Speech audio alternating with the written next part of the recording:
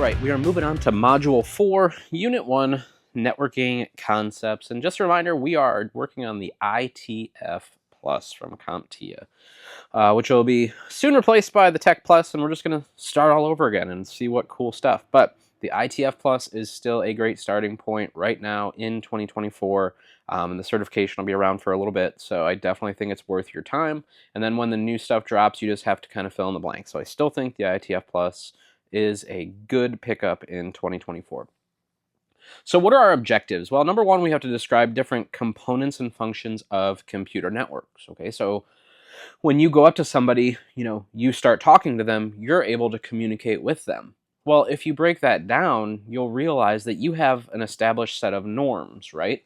What language are you speaking? Is it English? Is it Spanish? Is it written word? How are you communicating with someone else? Well, the same thing is true with our computers. They have an established set of functions and kind of norms that they use, and that's what we're going to talk about today. Number one, what's the point of a network, right? Why do we need networks? Why do computers have to talk to each other? But then also we're going to be talking about specific, norms, or also known as protocols, that are used in order for this communication to work. And then we're also going to talk just a little bit about wired versus wireless, what's the pros and cons of each, and just have a better understanding of networking, okay? So when we talk about networking, we have a couple different kind of words that we have to be aware of, some vocabulary, if you will. So first and foremost is client and server, okay? So let's say you want something to eat and you're traveling, you go into a restaurant, okay? At that point, you are the client. You need something, right? You need food so you're not hangry for the rest of the road trip. The McDonald's or wherever you stopped, they are the server. They have all of those things available for you to come and transact, come and purchase with those, okay? So now let's convert that back over to the computer world, okay? Let's talk about a web server hosting a website. In that case, they are the server, and us on our mobile devices, our iPads or tablets, whatever it might be, we are the clients, okay? We need something from them. We need that website from them, okay? So that is that kind of client-server relationship.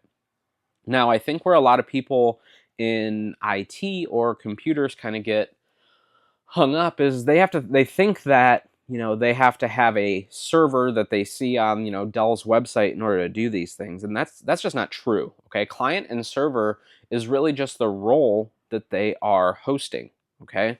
In the past, I had done some training down in Cuba. This was many years ago. And I actually used an iPad as a server in order to host the different resources, PDFs and stuff like that I was using for that course. And then the students were able to connect to my iPad as clients and download those things, okay? So don't think that you need to have some expensive hardware in order to have a server, okay? So now if you are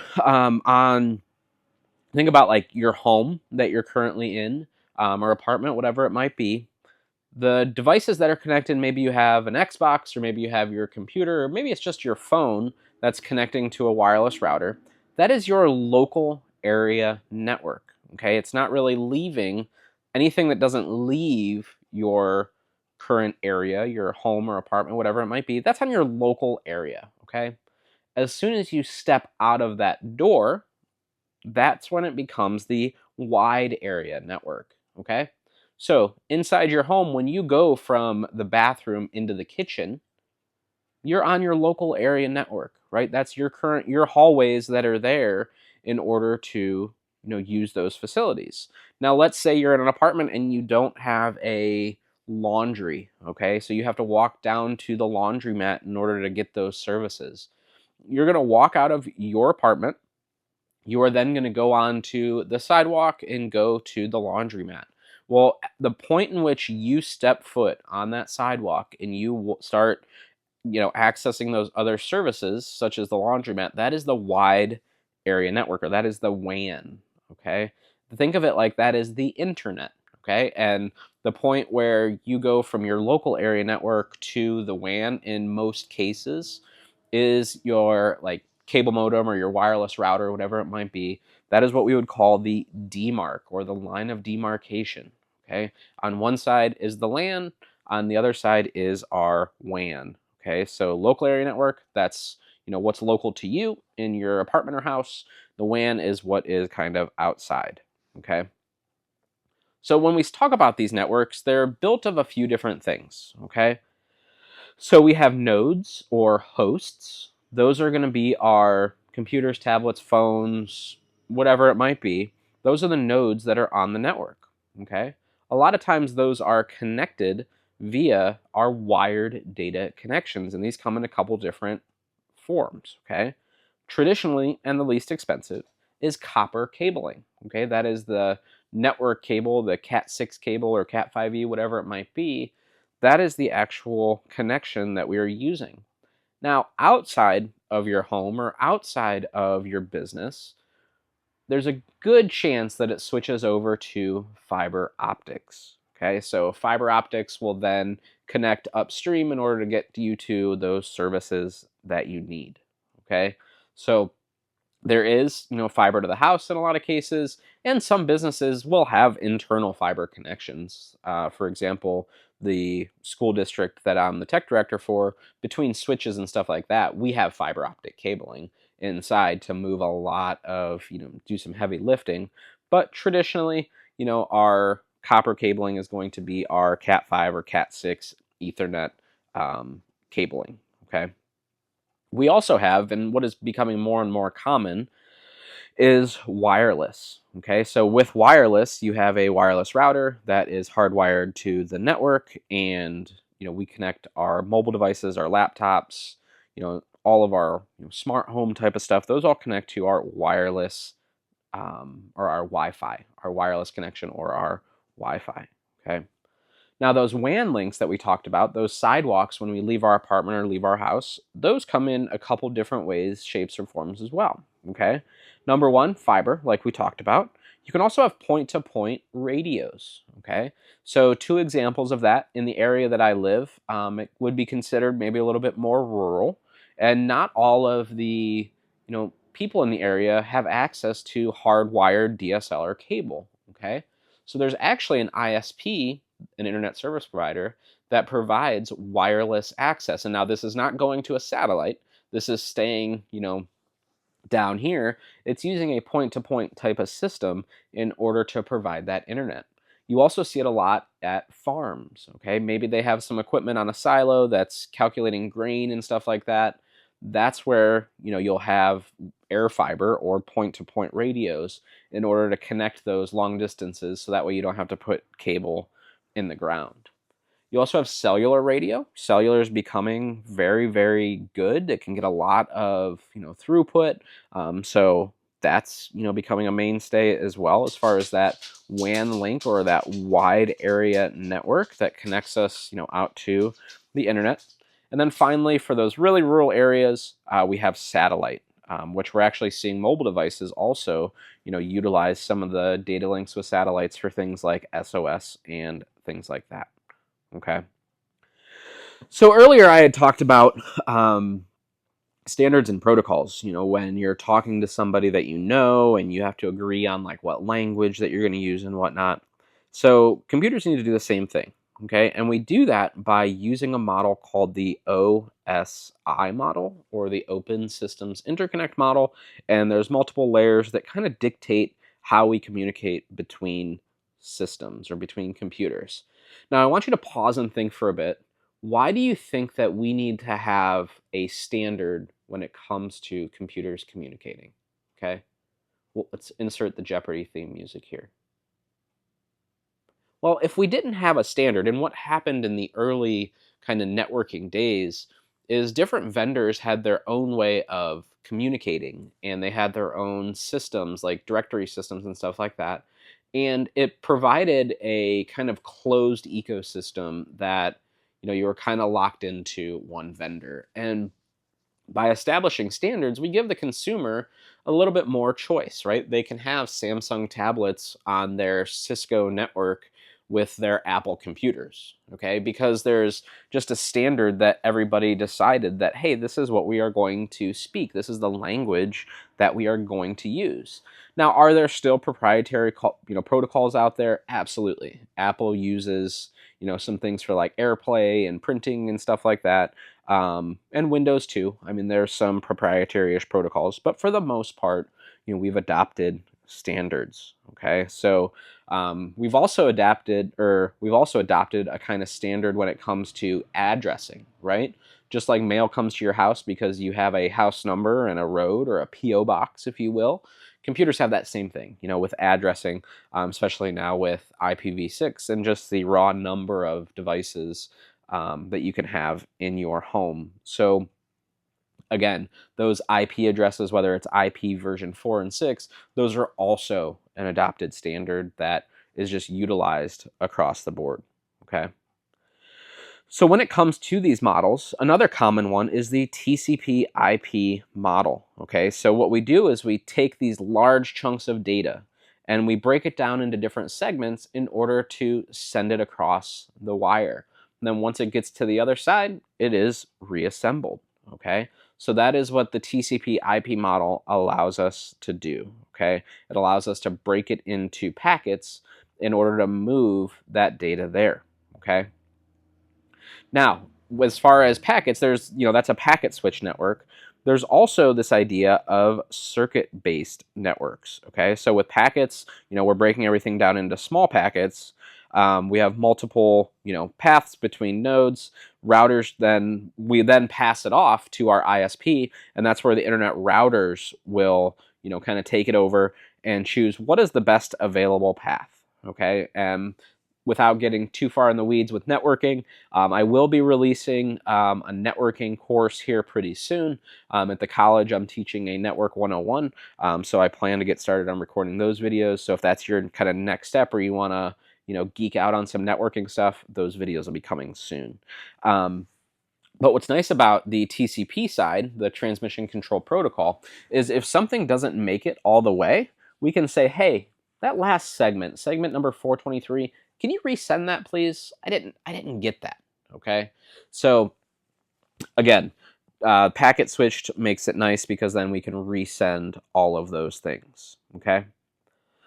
So here are our TCP layers, okay? So the first one is our application layer. Now, a lot of people think that, applications, that's going to be our, our Word or our Excel. Those are applications, right? Well, not really. We need to go kind of under the hood of these even further, or our web browser, right? We have to go a little bit further than that and realize that the applications that we are talking about are our networking applications, okay? So our networking applications are, instead of our web browser, it's the actual HTTP, or the Hypertext Transfer Protocol, or our SNMP, which is our Simple Network Management Protocol, which we use to report out on stuff like that. Those are the type of applications that we are talking about here, okay? So that's at the application layer. The next is the transport layer, okay? So we have two different choices. We have two different choices that, let me go back a couple slides here. Go back. I can't tell if we're,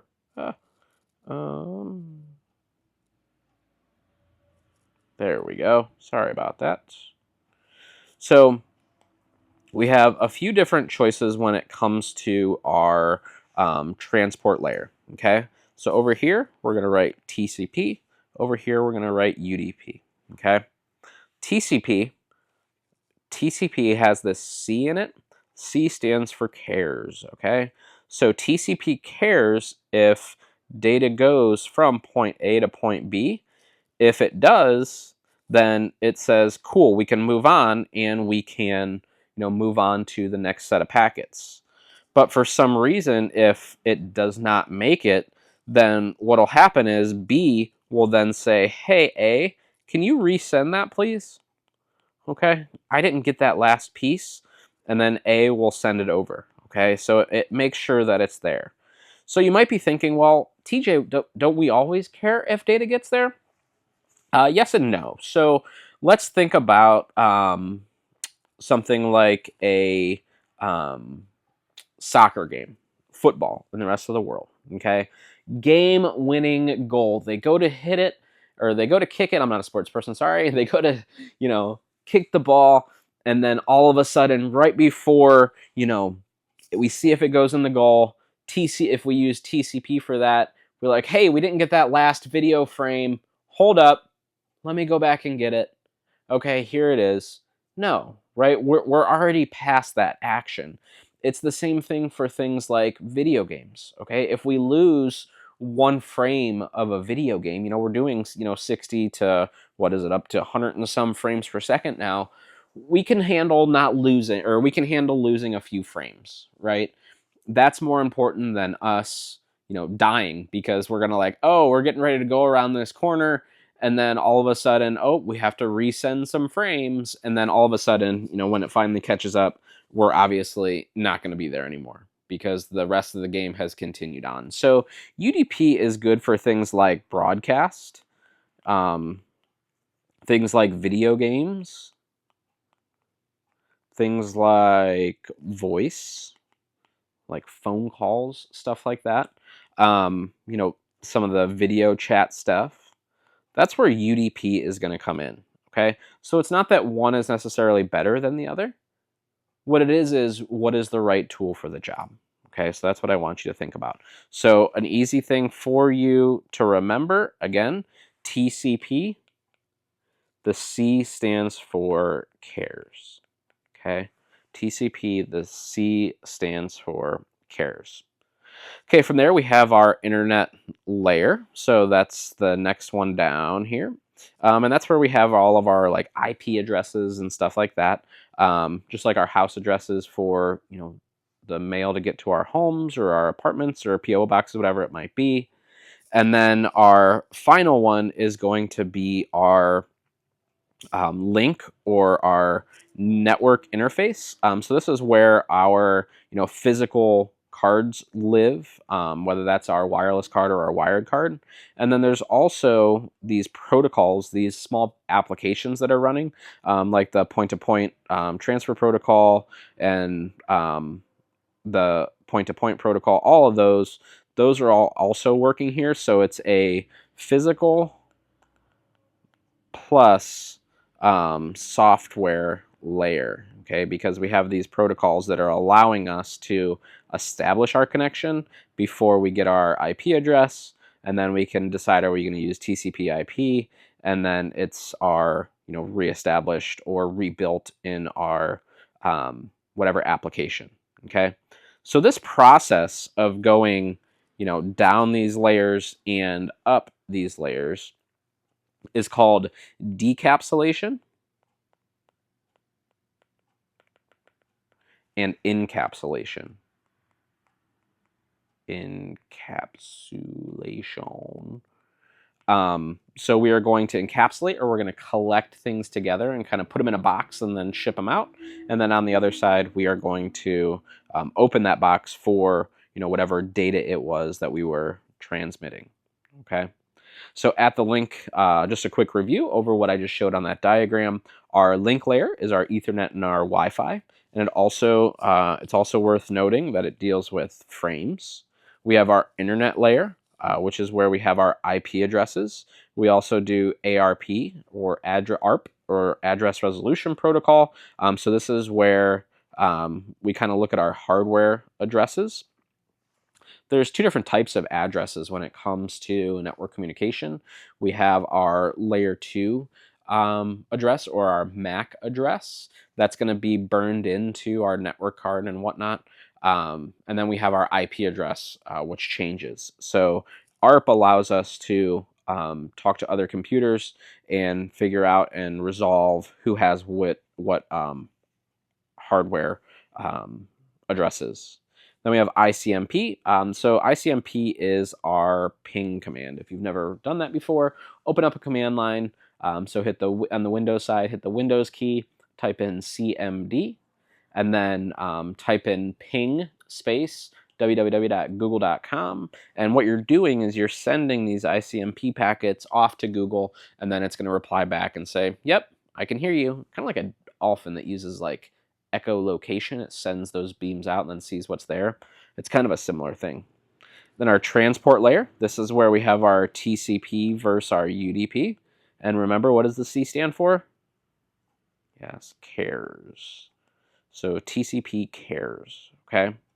And then finally, our application layer. It's worth noting that those are network applications, not like Call of Duty, okay? So with our IP, so that was the TCP model, and you noticed it was TCP/IP. So on the IP side, we have our source and destination MAC or IP addresses.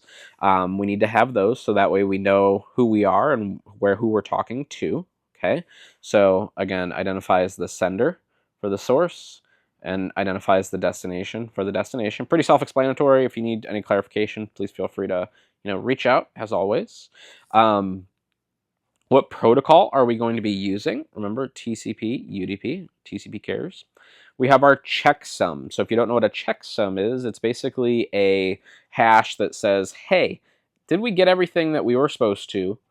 Or is this the correct data, right? Or was there some type of man-in-the-middle attack that kind of throws off this hash or breaks our integrity? Okay, so that's the checksum. And then time to live, also known as TTL, is basically how long can this packet float around the internet before it just offs itself. Okay, and it's like, okay, well, I've made 4 hops. I'm not going to find out where I'm going. I'm supposed to die now. And then, so that way the checksums and stuff like that can all kick in and be like, hey, we never got this packet. If we didn't do that, we would just have all this data going around the ethers, clogging up the tubes, if you will, because the internet is just a series of tubes. But that kind of makes it so, again, makes it efficient, so that way it will kick off the control, the transmission control side and say, hey, resend that. Okay. Let's talk a little bit about our IP addresses. Okay, so IP addresses are 32 bits. They are in binary, and we use this dotted decimal in order to express those things, okay? So, as far as what you need to know for the ITF plus, you need to be able to identify these different IP addresses, and you need to be able to recreate this chart. I think that is a good skill to have at the ITF level. Not that you're going to be doing any subnetting and stuff like that, but it's good to memorize this now. So once you get into networking and once you get a little bit more into the weeds when it comes to networks and stuff like that, that you understand this portion, okay? So with this binary chart, our furthest left that you see here is 128. So when I build this chart, I start at 128. I then write 64, 32, 16, 8, 4, 2, 1, 0. Okay? And the 0 is kind of just assumed. And then if I wanted to express this in binary, I would say, okay, is 172 bigger than 128? Yes. Okay, so I'll put a 1 there. Okay, so then I take 172 minus 128. Okay, can't do that. So got to have a 6 there. So that's 4. 144 is left. Okay, so can I put 64 into 144? Absolutely, I can. So let's go through and subtract. Actually, 1 from 1 is 0. See, we all make mistakes. So this is supposed to be just a, yes, that is a 4. That is a 4. 1 minus 1 is still 100%, 0. So 44, can 64 go into 44? Nope. Can 32? Yeah, 32 definitely can. So we'll do 32, and then we'll subtract that from there. What is that, 12-ish? Lazy internet, please help me. Can 16 go into 12? It cannot. but 8 can. So then we have, what, 4 left. Can 8 go into 4? Oh, 16, 8. Can 4 go into 4? It can, and then we are out of anything else. So in binary, 172 equates to 10101100. Okay, so that's what it looks like in binary. That's the kind of back and forth. Okay, do you need to know that for the ITF Plus? I do not believe you do, but it's good to understand this chart and just have a good fundamental understanding of how we go from this into this binary here. Okay. Also, it's worth noting that IP version 6 is a 128-bit address. Okay, so there's a lot more addresses that are available in order for us to use our, I was thinking about that this morning. I think we have like 10 tablets in our house. So, for us, we have, we can definitely benefit from the IPv6 and having, that many addresses per home. So now, when it comes to our networks, let me just write down an IP address here, 172.16.4.12. Okay, so this is a standard IP address that you've probably seen before. Actually, I'm going to do a 192 address because that's probably something. 192.168.1.12. Okay, so this is something that you're probably have seen before on your device, especially for like home networks and stuff. Okay, so there's 2 different parts to this IP address that allow computers to communicate. Okay, so this is part 1, but in order to understand what part is the network and what part is the host, we need to know what is our subnet mask. Okay, so I'm going to go ahead and write our subnet mask in here. Okay, so that's a pretty common subnet mask. If you have a home wireless router that you picked up at your local electronics store, this is probably going to be our default setting. Okay, so what the subnet mask allows us to do, so this is our subnet, and then our IP address. So what the subnet mask does is it tells us, hey, everything that is here over, that is going to be our network. Okay, so in this case, we're on the 192.168.1 network, and then where you see this 0 over here, this part right here, this tells us that this is, oops, oh my lord. Let me see if I can go back.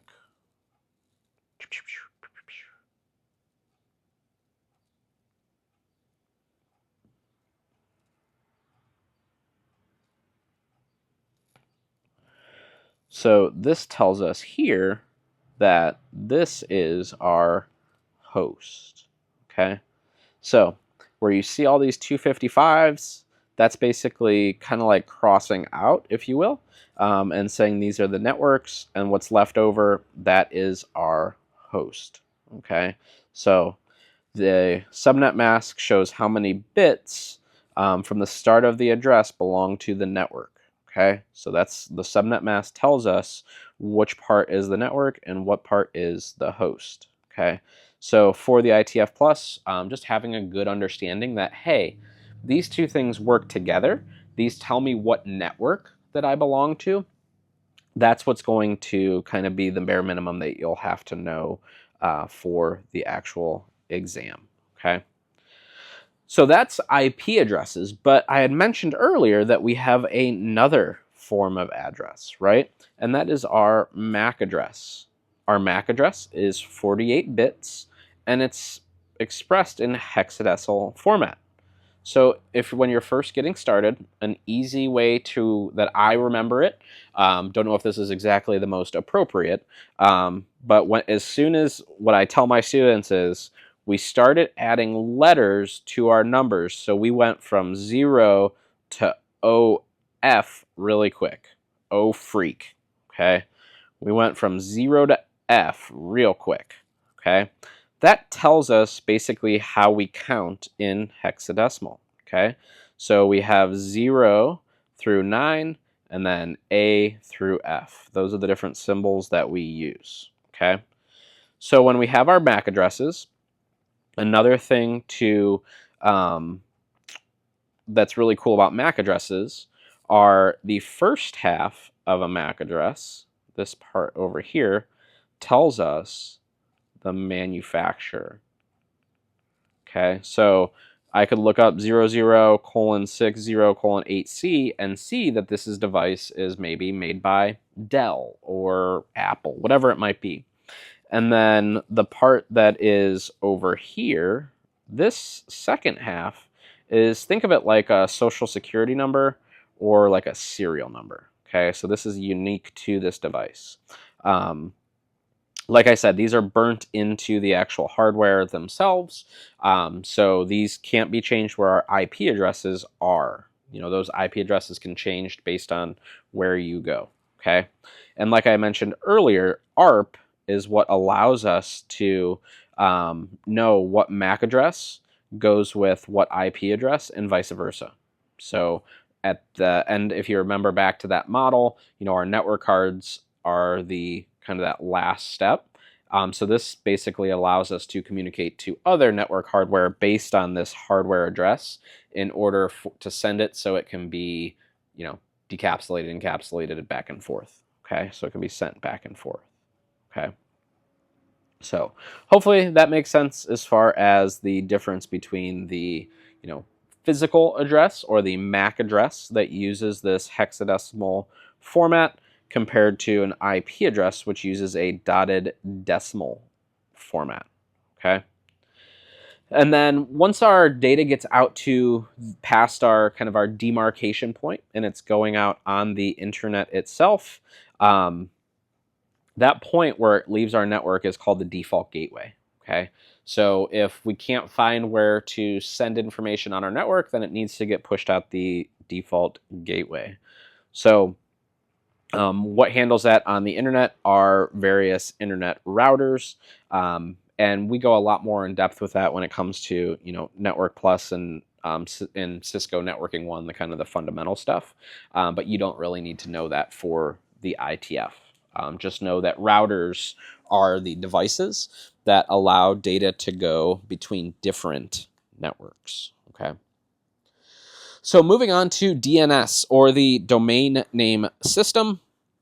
I want you to, I have to kind of change my analogies based on the age demographic that I'm teaching. Okay, so if you're older, I want you to think of a phone book, where they used to ship those books off to your house and you would open it up, and on one side we had somebody's name, and then on the other side we had their phone number, right? This is also, for you younger folks out there, this is just like the Contacts app on your phone, right? You have a name, you click on it, you have a phone number. Okay, that app is the reason that we don't have to remember phone numbers anymore. Well, that's what DNS is, right? So it allows us to tie an IP address to a name. Okay, so it's really hard, especially with IPv6, to memorize IP addresses. So that's where DNS helps us, because I can remember tjhouston.com. I'm sitting here right now, I have no idea what the IP address of my web server is, because I don't need to know it, right? So it's the same thing when it comes to, that contact app on your phone. A lot of times you can't remember everybody's phone number, right? There's a couple that you might remember, but that you use all the time. But for the most part, you don't remember everybody's address, or I'm sorry, their phone number. So the same is true when it comes to our computer world as well. Simple names are just easier for people to remember. DNS ties our words to numbers, basically. And it is a hierarchical database by design. Okay, so at our top level, we have just the point. Okay. Below that, we have our different TLDs. Okay, these TLDs are our top level domains. And this has opened up quite a bit in the last couple years. But back in the day, we used to have like .com, .net, .org, .edu. Like, we had very few TLDs. Now, sometimes you could or like .us, and you could go to like another country and get like a cool like .it with some island somewhere. So if you wanted to be like super cool, you could do that. But these TLDs, or our top level domains, they've been opened up now. So now we have like .podcast, and there might even be .llama. I'm not sure, but from there, we have our different kind of servers, or our different hosts that exist kind of below that. So you can see here, we have www.comptia.org. Okay. So once we have all of those pieces, we have the FQDN, which is the fully qualified domain name. Okay. And I'm pretty sure we talked about that in previous ones with like web browsers and stuff. But you register your, like, let's say I wanted to buy tjhouston.com. I would go usually through a third party, like GoDaddy or whoever it might be. And I would go to the .com registrar and say, I would like to order tjhouston.com. And then from there, they would say, okay, we're going to go ahead and register, put it in our database, and say you are now the owner and you have control, and you can put it to whatever IP address you want it to go to, or things like mail exchange records, all that. You now have full control over that domain and kind of where it goes. Okay, so from there I can create, maybe I have 10 different servers. I have a email server, a file server, a web server. I could build all those things under that tjhouston.com, and it's easier then for me to either share access or, access my own stuff, because it's easier for me to remember, mail.tjhouston.com instead of some random IPv6 IP address. So like I said a minute ago, I kind of jumped the shark a little bit. Our FQDN is our host name plus our domain name plus the TLD. Okay, so www.tjhouston.com. Okay, all three of those together, that tells us that we have an FQDN, or a fully qualified domain name. Okay, so this is a very confusing graphic to understand kind of how the internet resolves. Resolving is basically when we go from the words to the numbers. Okay, so our computer says, hey, I want to go to CompTIA.org. Okay, so this request goes out to just the kind of the default route and says, hey, where do I find CompTIA.org? It then responds back and says, you need to go to the .com web server. Okay, it should be .org. You have to go to the .com or .org web server. So it's going to come back, and then it's going to say, hey, who is this registered through? And then it would look up in its registrar and say, well, that is maintained over here at GoDaddy, GoDaddy.com. So then from there, so we go to the top level and it says, hey, you need to go over to .org.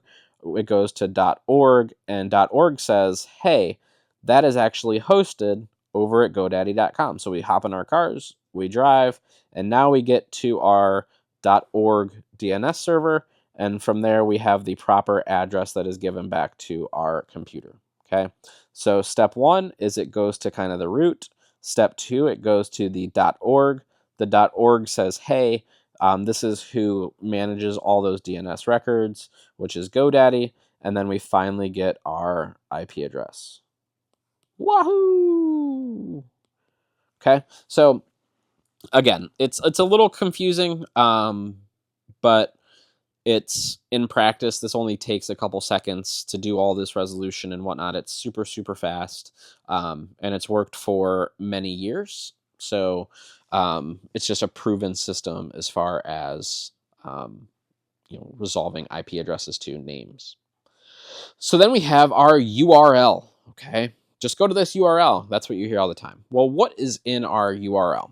So let's break it down. Okay, so we're looking right here.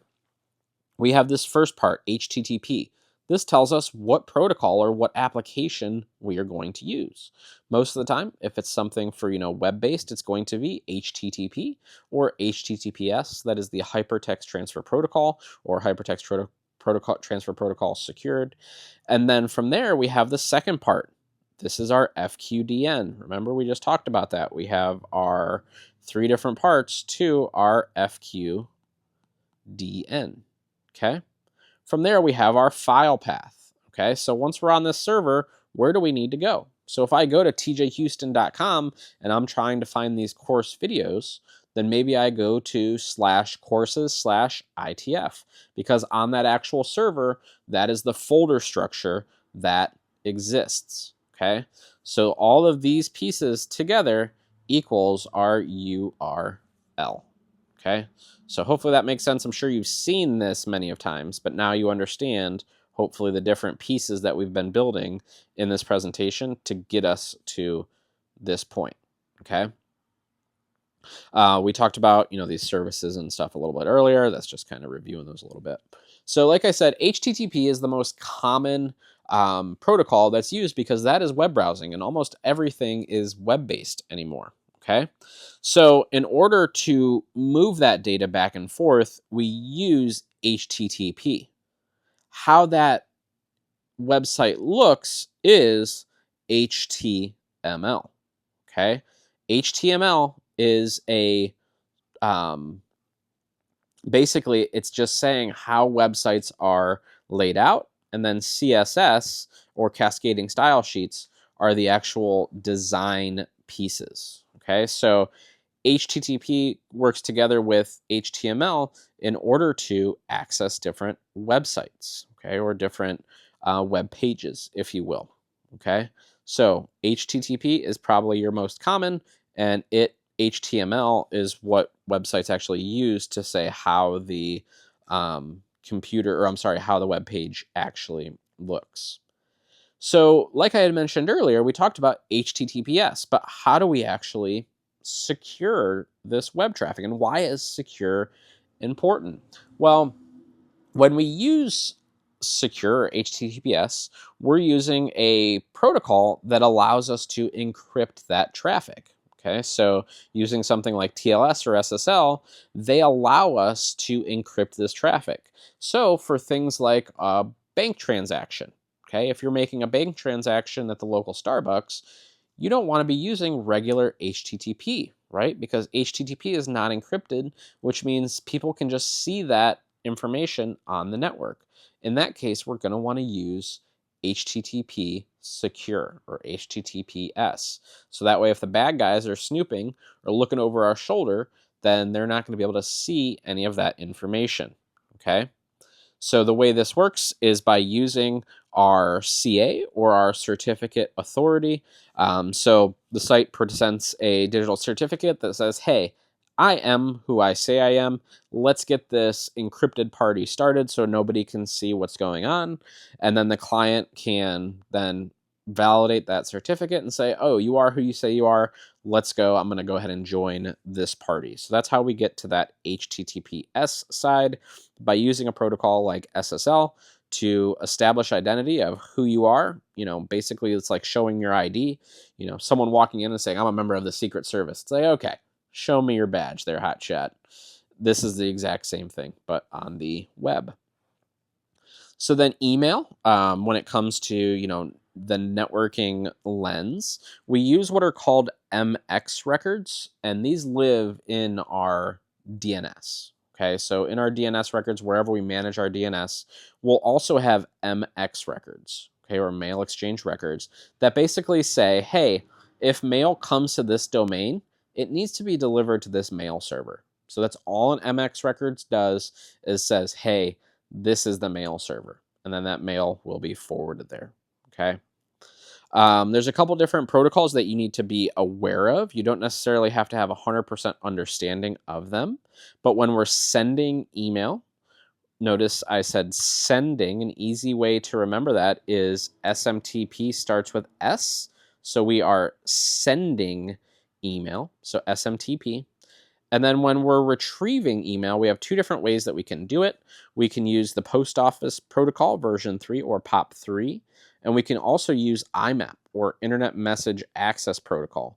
And what'll probably happen is if you're coming in as entry-level IT, any more places use just like Gmail or Outlook are the kind of main ones, the two that are used. And a lot of times we've kind of transitioned over to using just either apps to access our email on our mobile devices or web browsers, on our computers. But if you do have to set up something like Thunderbird or Outlook, you would just go to whatever service it is, and they would have these settings and say, hey, here's the IMAP ports and stuff that you need to use, or, SMTP, this is, these are the settings that you're going to use. But anymore, we are a pretty web-based society, especially when it comes to email. But these settings that you see here, those are going to be from your provider. And nothing to say that you can't use Outlook for Gmail and stuff like that, but it's just not really the standard anymore. People don't have like a default mail application outside of, their iPad apps or iPhone apps and stuff like that. So hopefully you gained a little bit of knowledge in the way of networks and communication. I know this was a lot. I know it wasn't like a super deep dive into networking, but again, our goal is just to cover what you're going to need to know for the ITF Plus. So hopefully this was helpful for you. If you need anything, please feel free to reach out in the comments below or shoot me an email at tj@tjhouston.com. Thanks for watching and have a good day.